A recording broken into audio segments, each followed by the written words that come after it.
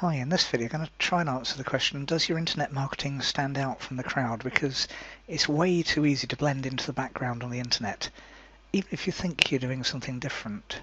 For instance, squeeze pages often use the same program. ClickFunnels or Lead Pages are two of the systems that are used, and you get used to that format quite fast. You'll spot it a mile off. Webinar software that pretends recorded videos are live is another common tactic, but again, once you've been asked a few times to choose a time from a drop-down list, it gets pretty samey pretty fast. And then there are the hyped-up claims and aspirational pictures on the sales page. If it's a make money offer, probably beaches or fast cars or mansions or yachts or all of the above. And extra precise claims, thousands of dollars and then some cents, so that you'll believe the figure that was earned, all in a specific and normally pretty short timeline, usually measured in days, but sometimes even in hours. And if it's weight loss, there'll be before and after photos, carefully neglecting to tell you that whilst the people shown did lose the amount of weight claimed, they were previously slim and had almost been fattened up for the photo shoot. It's legal, truthful, but I don't think it qualifies as honest. But it's part of the industry. And we like to buy into that kind of thing, but it does get very, very samey. And if you go down that route, you've got to stand out from everyone else, and you've probably got to make a wilder claim than anyone else. You've got two choices, basically. Join the crowd and make your offer even more hyped up in the hope of standing out from everyone else, and that's a bit like competing on being the lowest price. It's a never-ending process. It's just a spiral, usually downhill. Or you can do something different from the crowd so you actually do stand out from them. Because doing something different, it works, and it's the method I definitely prefer. For instance, my videos are like this one.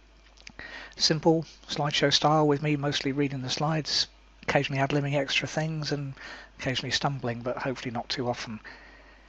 It's a simple setup with usable information, and I can and do turn the presentation into a document on sites like SlideShare, so they end up serving me in two different places, and that's my chosen style for videos, and it's one I'm happy with.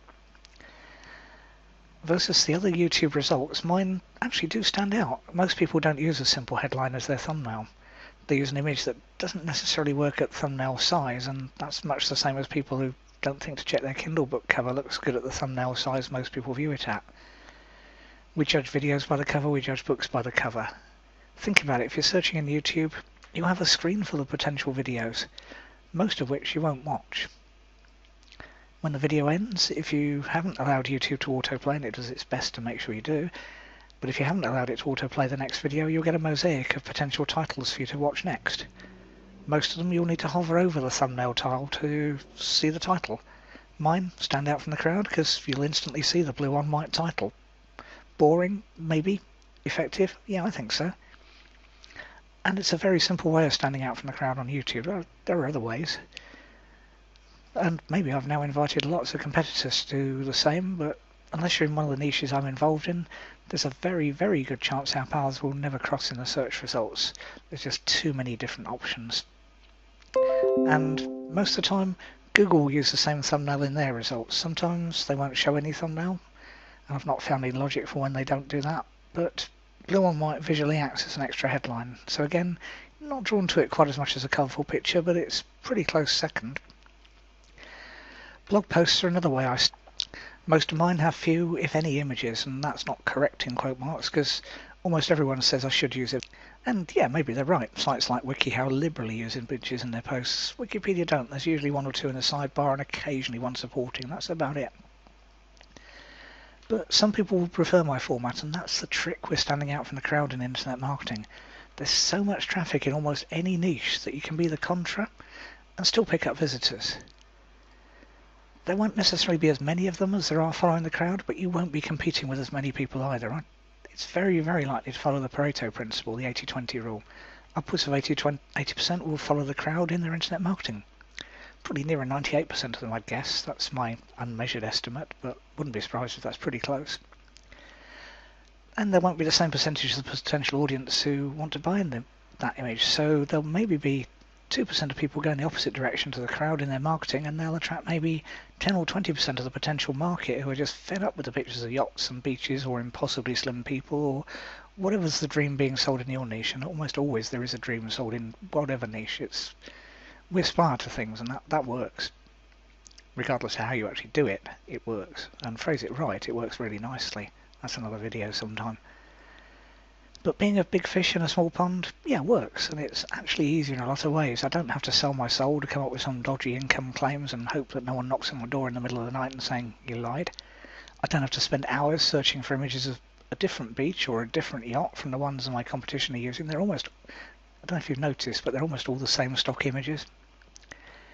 Instead, I just concentrate on content, which I'd need anyway, because even if you follow the crowd with internet marketing, you still need to create content to feed the search engines and to keep your visitors and potential customers happy. One marketer I follow releases most of his products as audios, and that's a step back in time for a lot of people. After all, video is surely the place to be. We're done with CDs you play in your car or audio cassettes or before them albums. But actually audio has quite a few benefits. He stands out from the crowd. Few people create audio-only products in internet marketing. They prefer the hype over the substance. It's probably more convenient for buyers because there are lots more places you can listen to an audio than you can watch a video or even read a PDF document. Most people can't walk or jog and read a book or watch a video, but you can listen to headphones.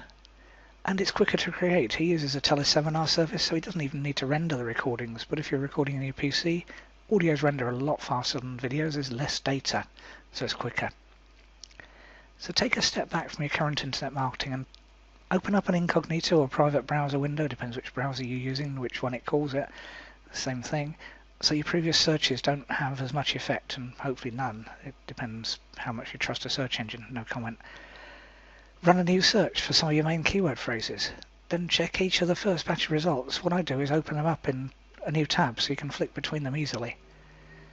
And most of the time, the common ground, if you do that, if you're clicking between 6 or 8 or 10 results, the common ground between your competitors is so obvious. It just, why didn't I spot that before obvious? It's less obvious when you look at the occasional page in isolation, but there's often really a Homer moment when you look at a bunch of them in quick succession.